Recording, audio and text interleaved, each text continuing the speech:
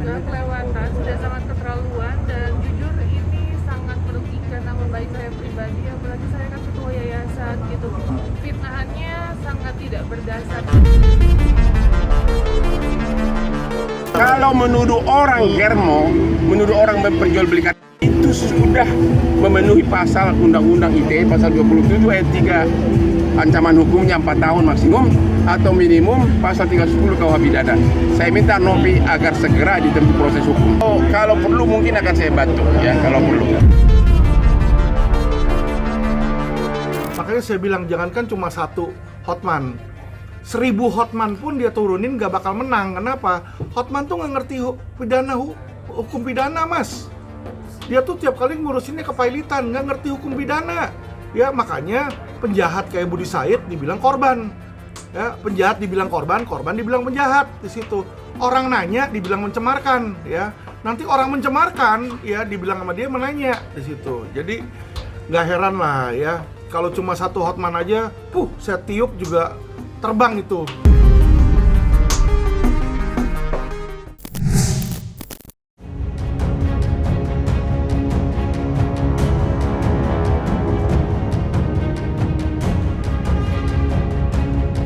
Hadirnya Alvin Lim di tengah perseteruan Agus dan Novi justru memperkeruh situasi yang sudah memanas. Pasalnya, saat upaya perdamaian yang diinisiasi oleh Kementerian Sosial mulai direncanakan, Alvin malah melontarkan sindiran tajam yang membuat Novi naik pitam. Tak terima dengan pernyataan tersebut, Novi segera mengambil langkah hukum dengan melaporkan Alvin Lim dan seorang pihak terkait yang disebut sebagai RDL ke Polda Metro Jaya atas dugaan pencemaran nama baik. Perseteruan yang semakin memanas ini menarik perhatian publik, termasuk pengacara kondang Hotman Paris. Hotman yang dikenal vokal dalam berbagai isu hukum akhirnya ikut bersuara terkait konflik ini. Dalam pernyataannya, Hotman mengomentari dugaan tindak pencemaran nama baik yang dilakukan oleh Alvin Lim. Ia menyebut bahwa jika benar tuduhan itu terbukti, konsekuensi hukum serius bisa menanti Alvin. Lantas, benarkah Hotman Paris bersedia membantu Novi dalam urusan perkara dengan Alvin Lim? Pada malam ini memang kami datang ke sini tujuannya untuk melaporkan inisial RDL dan juga inisial AL. Gitu. Atas delik apa? Tentunya teman-teman semua udah tahu bahwa mereka ini telah melakukan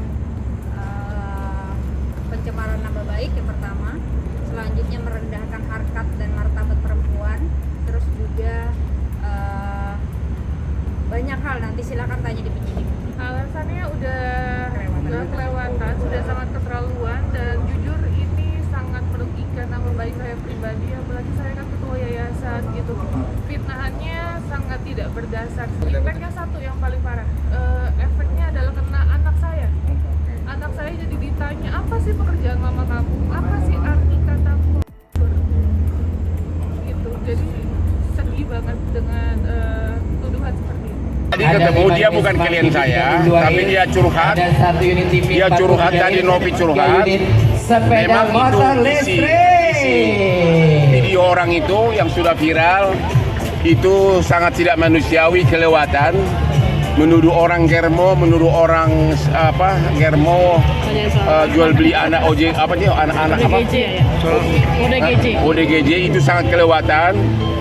Dan memang itu orang yang mengumumkan itu juga ada kasus di Mabes karena memang dia dilaporkan oleh banyak jaksa. Ya, itu orang yang ngoceh itu, yang mengaku anak 9 naga, pernah dipenjara, pernah divonis Mahkamah Agung karena kasus dugaan terkait KTP palsu untuk mendapatkan klaim asuransi. Ya, itu ada vonis pidananya, dan mudah-mudahan Novi punya keberanian untuk menempuh tindakan hukum karena hanya pengacara-pengacara berkualitas lah yang ngomong dengan bukti. Kalau menuduh orang germo, menuduh orang memperjualbelikan, itu sudah memenuhi pasal Undang-Undang ITE pasal 27 ayat 3, ancaman hukumnya 4 tahun maksimum atau minimum pasal 310 KUH pidana. Saya minta Novi agar segera ditempuh proses hukum. Belum ada omongan, tapi tidak tertutup kemungkinan itu. Ya. Berarti Aku akan pikirkan, tapi kan banyak pengacara yang mau menjadi pengacara Novi. Saya memang saya tetap menyarankan harus ditempuh upaya hukum karena sangat kurang ajar orang. Kalau menuduh orang, ya bikin laporan polisi dong. Jangan langsung menuduh germo lah, jual beli anak lah. Itu kan benar-benar kelewatan gitu loh. Mending yang ngomong itu adalah manusia berprestasi, orang itu tidak punya prestasi. Iya, tadi Novi bilang hari Senin mau laporin, tapi saya nggak tahu siapa pengacara siapa. Kalau aku banyak sidang di luar negeri, jadi gua nggak ada waktu. Tapi tetap akan saya bantu. Kalau perlu mungkin akan saya bantu, ya kalau perlu. Mendengar kabar bahwa Hotman Paris siap turun tangan mendampingi Novi jika diperlukan, Alvin Lim yang merupakan kuasa hukum Agus segera memberikan tanggapan. Ya, Alvin secara terbuka mempertanyakan keterlibatan Hotman dalam kasus ini, mengisyaratkan bahwa langkah tersebut terasa kurang relevan. Dalam pernyataannya, Alvin Lim mengungkapkan keheranannya. Ia mempertanyakan kompetensi Hotman Paris untuk menangani kasus pidana seperti yang sedang dihadapi oleh kliennya. Bahkan, Alvin tak segan-segan melontarkan pernyataan kontroversial dengan menyebut bahwa Hotman tidak pantas menangani kasus pidana, mengingat reputasi Hotman yang lebih dikenal sebagai pengacara di bidang korporasi dan sengketa bisnis. Ya, saya lucu aja ya, berarti menunjukkan bahwa Hotman itu masih cetek. Ya, sorry ya, saya bukan ngejek dia masih cetek gimana ya, tapi dia ini orang Indonesia, tapi ternyata nggak ngerti bahasa Indonesia gitu loh ya. Jadi jelas-jelas kalau diputar ulang video saya itu, pertama saya ada kata apakah di situ. Apakah itu berarti adalah pertanyaan. Kenapa saya menanya? Karena saya nggak kenal Novi, saya nggak kenal, nggak pernah ketemu, wajar dong saya nanya. Daripada saya menuduh dia sesuatu yang buruk, mendingan saya nanya. Karena memang di dalam pikiran saya terlintas apakah uang itu dari hasil jalan pintas. Makanya saya nanya. Kalau memang bukan ya jawab aja bukan. Itu satu. Kedua, video saya itu sudah jelas dari awal berupa opini saya sebagai kuasa hukum, yang dimana saya mendapatkan surat kuasa resmi. Tentu yang namanya surat kuasa resmi, setiap perkataan saya di luar dan di dalam persidangan itu dalam penanganan kasus, pembelaan. Jadi nggak bisa dibilang dari pribadi saya ingin menyerang pribadi Novi. Tidak, ini purely profesional. Dan saya heran sama Hotman ya, karena Hotman selalu bilang kasus receh. Tapi kok kasus receh dia mau jadi kuasa hukumnya Novi katanya. Ya, dan juga kasus receh setiap kali ada perkembangan selalu ngoceh dia di situ, ya kan? Jadi yang mau pansos ini saya atau dia? Kalau saya jelas loh Mas, karena kenapa? Saya punya surat kuasa. Ya, yang namanya saya punya surat kuasa, saya ngoceh itu bukan pansos, tapi saya melakukan perbuatan yang namanya beracara. Makanya saya bilang jangankan cuma satu Hotman, 1000 Hotman pun dia turunin gak bakal menang. Kenapa? Hotman tuh gak ngerti hukum pidana Mas. Dia tuh tiap kali ngurusinnya kepailitan, gak ngerti hukum pidana. Ya makanya penjahat kayak Budi Said dibilang korban. Ya, penjahat dibilang korban dibilang penjahat di situ. Orang nanya dibilang mencemarkan, ya. Nanti orang mencemarkan, ya dibilang sama dia menanya di situ. Jadi nggak heran lah ya. Kalau cuma satu Hotman aja, saya tiup juga terbang itu. Kalau saya lihat sudah lepas kontrol, sudah menunjukkan arogansi yang nggak jelas. Kalau saya manusia yang punya nilai, ya, terlalu kecil saya nanggapin orang-orang seperti kayak gitu. Ya, saya sudah dengar juga hati-hati dalam berbicara. Ya, siapa yang membackingi jenderal aja saya copot. Ini hati-hati, mulutmu harimaumu. Suatu ketika kena ke substansi kamu akan kena. Ya. Ini sudah nyamber kepada predikat, apalagi di Mabes Polri, kepangkatan seseorang sudah kau sebut. Kapolri aja nggak berani ngomong saya copot kamu. Emang kamu siapa yang copot orang? ini kadang-kadang bicara sudah keluar daripada konteksnya. Hati-hati ya. Semua tuh jangan dikira semua tuh apa yang kamu sampaikan sudah tidak nilai disaring oleh Mabes Polri. Saat ketika terjebak kamu dengan critical poinnya, kamu akan korban nanti.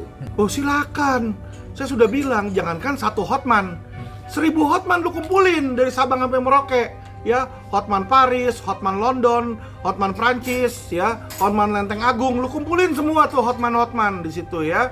1000 Hotman sekaligus nggak akan menang. Karena kenapa? Lu kagak ngerti hukum pidana. Aduh, ya. Lu boleh jadi dokter, tapi kalau orang sakit jantung terus lu dokternya dokter kelamin, apa urusannya? Apa keberani orang dokter jantung dibedah jantungnya sama dokter kelamin, ya? Jadi hal yang sama, Hotman itu pengacara pilot, ya. Kalau orang bangkrut atau mau dibangkrutin ke dia dah di situ, ya. Dia memang tukang bikin bangkrut perusahaan itu, ya. Nah, tapi kalau pidana ke Alvin Lim, karena pidana selama ini Alvin Lim yang paling jago, semua orang juga tahu itu.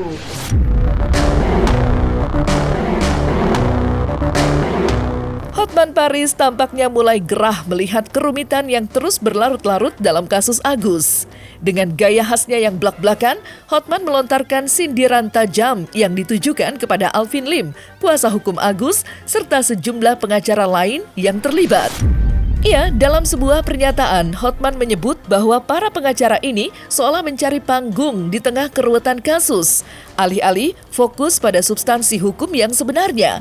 Sindiran Hotman tidak berhenti sampai di situ. Ia bahkan menyatakan bahwa sebagian dari mereka terlihat seperti pengacara pengangguran yang sibuk mencari perhatian publik daripada menyelesaikan masalah hukum secara profesional. Pernyataan ini sontak menjadi sorotan, memicu berbagai reaksi dari pihak-pihak yang merasa tersentil, termasuk Firdaus Oyobo yang kini beralih ke kubu Agus. Banyak pengacara gue lihat pada cari muka, cari viral agar masuk infotainment.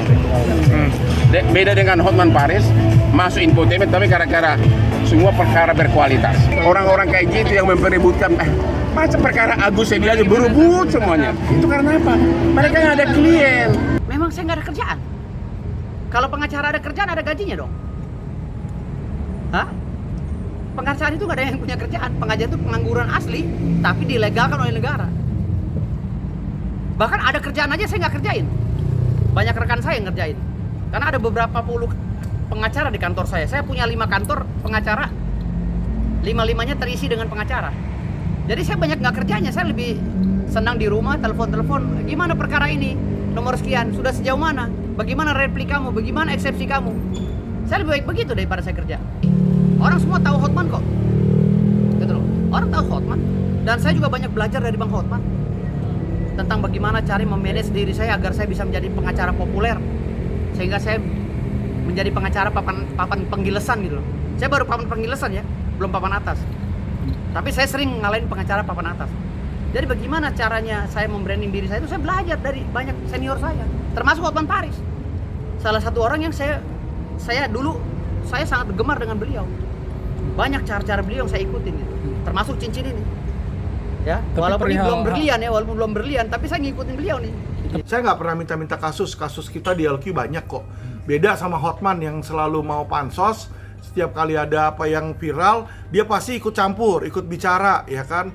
Kemarin yang tangan buntung juga dia ikut bicara. Apa juga dia ikut bicara, ya kan? Di situ dia udah lebih baik udah bukan jadi lawyer, tapi jadi tukang gosip aja, tukang nyinyir. Lu dipakai siapa? Masa hanya untuk agar masuk medsos? Semua nebeng pada ikut kasus si Agus ini. Semua pada neges. Ngaku saya akan biayai. Aduh.